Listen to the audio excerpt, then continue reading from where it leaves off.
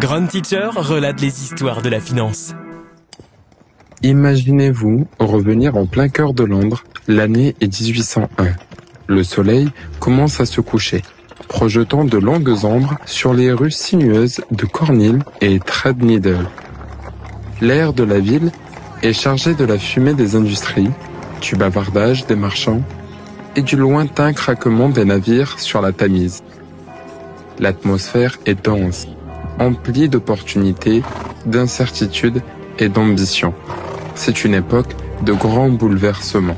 Le monde est au seuil de la révolution industrielle et l'Empire britannique s'étend aux quatre coins du globe. Mais, au cœur de cet empire en pleine expansion, une nouvelle révolution s'opère discrètement. Elle se déroule dans les cafés. Oui, les cafés. Ces centres animés où les hommes, principalement des négociants, des hommes d'affaires et des spéculateurs, se retrouvent pour échanger des idées, savourer des boissons amères et, plus important encore, échanger des actions et des obligations. Aujourd'hui, ces débuts modestes donneront naissance à l'une des institutions financières les plus influentes au monde, la Bourse de Londres. L'histoire commence plusieurs décennies plus tôt, au XVIIe siècle, lorsque le commerce des actions et des marchandises est une affaire informelle. Londres, déjà un important centre de commerce et de finance, regorge de marchands et de négociants qui ont besoin d'un lieu pour échanger des informations, conclure des affaires et acheter et vendre des actions. Faute de marché central, ils affluent vers les cafés, où l'ambiance vibre au rythme des négociations.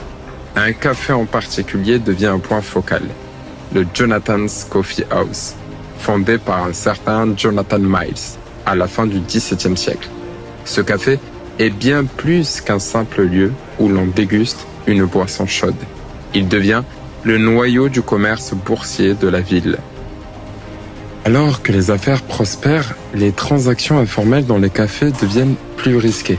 Sans réglementation ni supervision, la fraude fait rage. Des courtiers peu scrupuleux profitent de l'absence de règles et les scandales s'ensuivent, incitant les appels au changement. La ville a besoin d'une institution appropriée, d'un corps central qui garantirait l'équité et la transparence des échanges.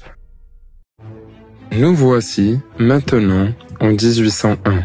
Le monde est encore secoué par la Révolution française et la Grande-Bretagne est en guerre avec la France napoléonienne. Malgré les turbulences politiques, l'économie britannique croît, portée par l'esprit d'innovation et de capitalisme. Londres en est le cœur et le besoin d'une bourse formelle n'a jamais été aussi grand. Le 3 mars 1801, un groupe de courtiers en action, dirigé par un certain John Capel, prend la décision audacieuse de louer une salle à Threadneedle Street, une adresse qui, très bientôt, deviendra synonyme de puissance financière. Ils n'ouvrent pas simplement un autre café, c'est bien plus que cela, quelque chose de formel. Ils l'appellent The Stock Exchange, la bourse. Imaginez-vous debout là, dans cette salle louée, ce premier jour. La pièce est modeste, avec un plancher en bois qui craque sous les pieds. L'air est chargé d'anticipation. Des dizaines de courtiers, vêtus de beaux manteaux et de culottes, sont penchés sur des papiers, scrutant des chiffres, échangeant des pièces, serrant des mains. C'est la naissance d'une nouvelle ère, une ère de commerce organisé. Mais les règles sont strictes. Seuls les membres de cette nouvelle bourse sont autorisés à négocier. Ils doivent payer une cotisation d'adhésion et se conformer à un code de conduite rigoureux. Le but ? Établir la confiance et la crédibilité dans un marché longtemps chaotique et imprévisible. Cette première version primitive de la Bourse de Londres est simple, mais son impact est immédiat. Pour la première fois, le commerce des actions est réglementé. Les membres sont tenus responsables. Et à mesure que la confiance en cette institution naissante grandit, son influence aussi. Au fil des décennies, la bourse devient plus qu'une simple salle à Threadneedle Street. Elle se transforme en centre névralgique financier de l'Empire britannique. À mesure que les colonies britanniques s'étendent, que la révolution industrielle transforme les villes, les chemins de fer et les usines, la bourse devient le cœur battant d'un système financier qui s'étend sur des continents entiers.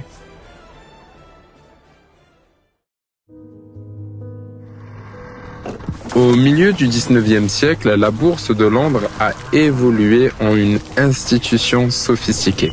Ce n'est plus seulement un lieu pour acheter et vendre des actions, elle est devenue le symbole même de la puissance financière britannique. Des obligations, des actions dans des entreprises, des matières premières, tout cela est échangé au sein de ces murs. Et l'influence de cette institution s'étend bien au-delà des frontières britanniques, touchant les économies européennes, américaines et celles des coins les plus reculés de l'Empire. Mais, comme toutes les histoires, celle de la bourse de Londres n'est pas sans ses hauts et ses bas. Il y aura des scandales, des paniques, des krachs, des guerres et des crises mettront sa résilience à l'épreuve. Et pourtant, malgré tout, la bourse perdurera. Elle survivra. Elle deviendra un pilier de la finance moderne, un lieu où les fortunes se font et se défont, où l'innovation prospère et où l'on peut sentir le pouls de l'économie mondiale.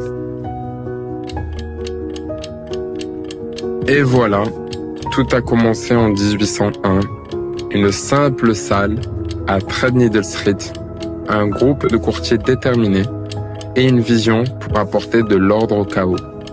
Aujourd'hui, la bourse de Londres se dresse comme un témoignage de la puissance, de l'ambition, de la confiance et de la volonté humaine de progresser.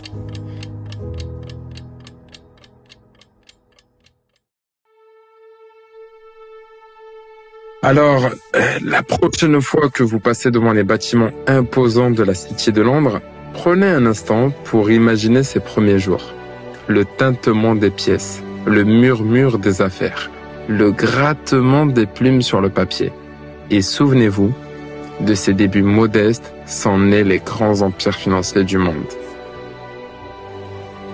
Merci de nous avoir écoutés. Si cette histoire vous a transporté au cœur de la City de Londres en 1801, alors notre mission est accomplie. Vous venez d'écouter un épisode de Greenwich Relate, votre podcast où les grandes histoires financières prennent vie. Alors, abonnez-vous pour ne manquer aucun de nos futurs récits captivants. Et je vous dis à très bientôt pour de nouvelles aventures immersives au cœur des événements qui ont marqué l'histoire.